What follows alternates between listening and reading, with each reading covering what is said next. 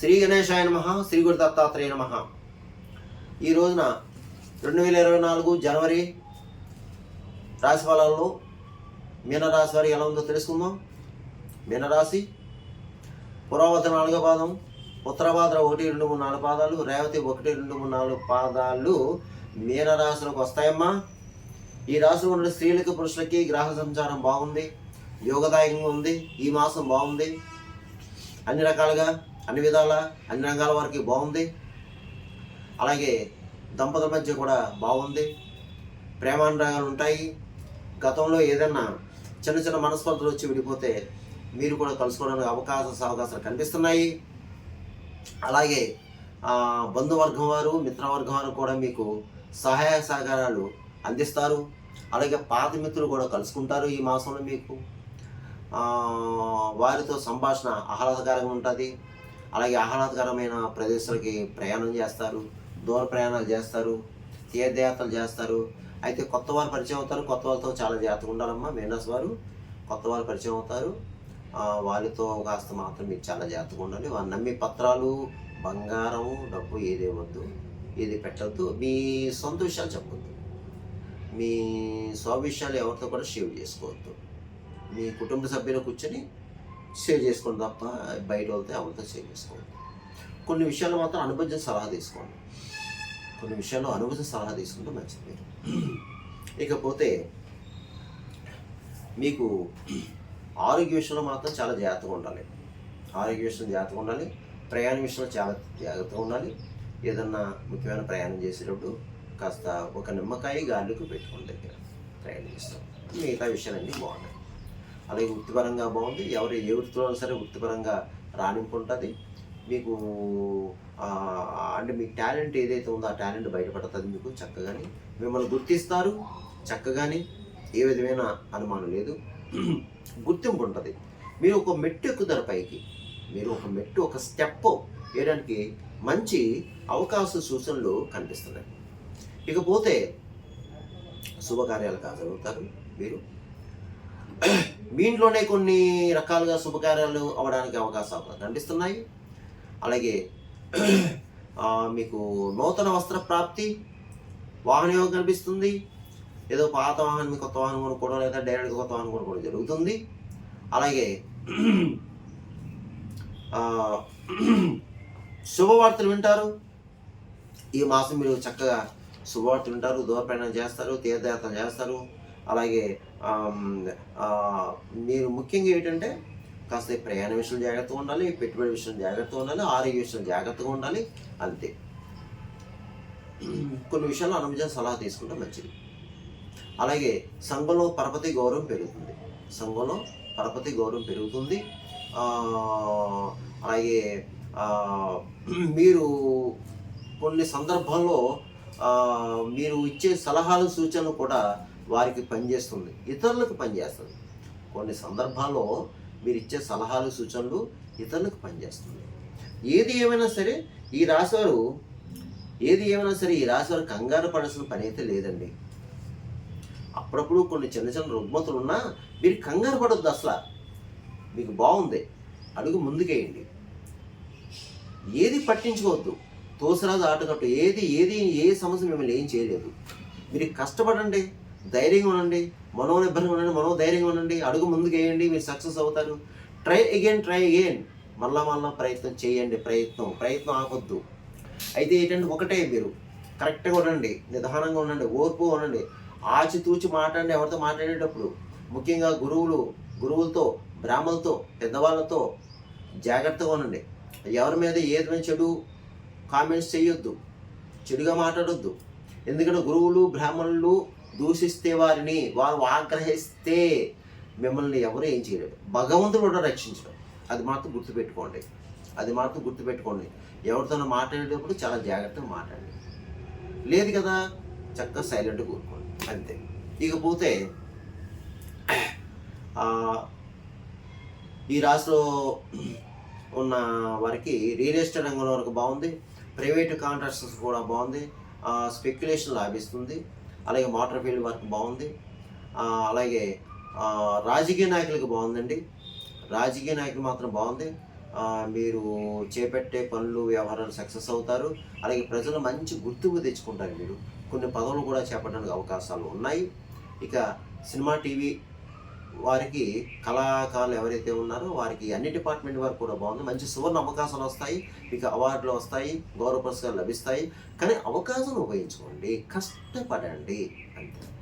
ఎవరైనా సరే కష్టపడండి, అవకాశం ఉపయోగించుకోండి. ఎందుకంటే ఇందులో ఈ రాశిలో కొంతమంది ప్రబుద్ధులు ఉన్నారు, బద్ధకస్తులు ఉన్నారు. ఆ బద్ధకస్తులు బద్ధకాన్ని విడనాడి ప్రయత్నించారు, వాళ్ళు కూడా సక్సెస్ అవుతారు. ఇంకా ఇతర దేశం ఉన్న వరకు బాగుంది, ఇతర దేశం వెళ్ళే వరకు కూడా బాగుంది. చదువు రీత్యా, ఉద్యోగ రీత్యా ఇతర దేశం వెళ్ళే వరకు కూడా చాలా చక్కగా దివ్యంగా ఉందండి. కానీ ప్రయత్నం చేయండి, అవకాశం ఉంది, ప్రయత్నం చేయండి. ఇక నేను చెప్పిన ఈ రాశి ఫలాలు, గోచార ఫలాలు కేవలం మీకు ఒక 30-40% మాత్రం పనిచేస్తాయి. మిగతా 60% మీ జన్మ జాతకం మీద ఆధారపడుతుంది. ఎందుకంటే మీ జన్మ లగ్నం ఎలా ఉందో, అది ఎలా ఉందో ఉన్న గ్రహ పరిస్థితి, ఆ లగ్నం నుంచి ఏ గ్రహాలు ఏ పరిస్థితులు ఉన్నాయి దాన్ని బట్టి ఉంటాయి. ఎందుకంటే నేను చెప్పినవి జరగచ్చు, జరగవచ్చు. కొంతమంది జరుగుతాయి, కొంతమంది జరగవు. చాలామంది కాల్ చేస్తారు, గురుగారు మీరు చెప్పిన కొంతమంది జరిగినాయండి, చాలా బాగున్నాయండి పరిహారాలు, మాకు సక్సెస్ అయిన. కొంతమంది గురుగారు మీరు చెప్పిన ఏమీ జరుగుతలేదండి, లేవండి అని కొంతమంది కాల్ చేస్తారు. ఎందుకంటే అది గుర్తుపెట్టుకోండి, అందరూ కూడా మీ జన్మ జాతకాన్ని బట్టి ఉంటారు. ఎందుకంటే ఎవరన్నా ఏదైనా సమస్యతో బాధపడేవారు ఎవరైనా ఉంటే మీరు ఈ కింద నంబరుకి ఫోన్ చేస్తే తప్పకుండా అపాయింట్మెంట్ తీసుకుంటే మీకు సలహాలు, సూచనలు ఇవ్వడం జరుగుతుంది. ఇది గుర్తుపెట్టుకోండి మీ రాశి. ఇక ఈ జనవరి 24 ఈ మాసంలో ఈ మీనరాశి వారు నేను చెప్పిన పరిహారం చేసుకుంటే మీ అందరికీ కూడా ఈ మాసం అంతా బాగుంటుంది. అది ఏమిటి అంటే ఎక్కువ మీరు గురు ఆరాధన చేసుకోండి. ఈ మాసం అంతా మీరు గురు ఆరాధన చేసుకొని చక్కగాని గురువుని స్మరించండి. బాబా దేవాలయం వెళ్ళండి గురువారం. దక్షిణామూర్తిని స్తోత్రం చేసుకోండి. అలాగే ముఖ్యంగా దత్తాత్రేయ స్వామి వారి ఆలయం ఎక్కడ ఉంది అక్కడ వెళ్ళండి. ముఖ్యంగా ఔదంబర వృక్షం ఉంటుందమ్మా, దత్తాత్రేయుడు ఔదంబర వృక్షం ఉంటుంది ఉన్న దేవాలయం ఏదైతే ఉందో అది దానికి ప్రదర్శన చేయండి గురువారం రోజున. ఎక్కువ అంటే ఆ అవకాశం ఉంటే, అంటే ఆ దత్తాత్రేయుడు ఔదంబర వృక్షం ఉన్న దేవాలయం ఉంటే మీకు దగ్గరలో లక్కీగా గురువారం రోజున ఉదయం కానీ సాయంత్రం కానీ మీ అవకాశాన్ని బట్టి 108 ప్రదర్శన చేయండి. అవకాశాన్ని బట్టి శ్రీ గురుదత్త, జయ గురుదత్త, శ్రీపాదరాజ శరణం ప్రపంచే, శ్రీదత్త శరణం మమ, ఏదో ఒకటి చేయండి. ముఖ్యంగా ఈ రాశిలో ఉన్నటువంటి వారు ఉద్యోగ ప్రయత్నం చేసేవాళ్ళు, వ్యాపార ప్రయత్నం చేసేవాళ్ళు, చదువురీత్యా ప్రయత్నం చేసేవాళ్ళు తప్పకుండా వెళ్ళండి, మీరు సక్సెస్ అవుతారు. ప్రతి గురువారం దత్తాత్రేయ దర్శనం చేసుకోవడం, దత్తాత్రేయకి ఈ ప్రదర్శన చేసుకోవడం. సరే దత్తాత్రేయ లేరండి, బాబా వారి దగ్గరికి వెళ్ళండి, ఆయనే గురువే కదా. బాబా దేవాలయండి, ఆయనే ప్రదర్శన చేయండి. కొంచెం కూర్చోండి, స్మరించుకోండి, ఆయనే చూసుకుంటాడు. అంటే ఎక్కువ గురువు నామాన్ని పట్టించండి, గురువును ఆశ్రయించండి, మీకు బాగుంటుంది.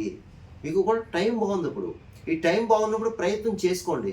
ఎప్పుడైతే ఈ గురువుని పట్టుకున్నారో ఇంకా మీకు బలం ఉంటుంది, మీరు సక్సెస్ అవుతారమ్మా, మీరు సక్సెస్ అవుతారు. ప్రయత్నం చేయండి. ఎవరికి ఏ సమస్య ఉన్నా సరే ఈ పరిహారం చేసుకోండి, మీకు బాగుంటుంది. అలాగే ఒక గురువారం ఏం చేస్తారంటే పసుపు రంగు వస్త్రం తీసుకుని అందులో కాస్త కిలో శనగలు మూటగట్టి అయ్యగారికి దానం చేయండి. ఒక గురువారం చాలు. అలాగే అరటిపళ్ళు పంచండి. వీలైతే గురువారం అరటిపళ్ళు అక్కడ ఉన్న భక్తులకి, బయట భిక్షగాలకి పంచండి. పులిహారగానే అన్నంగానే పెట్టండి.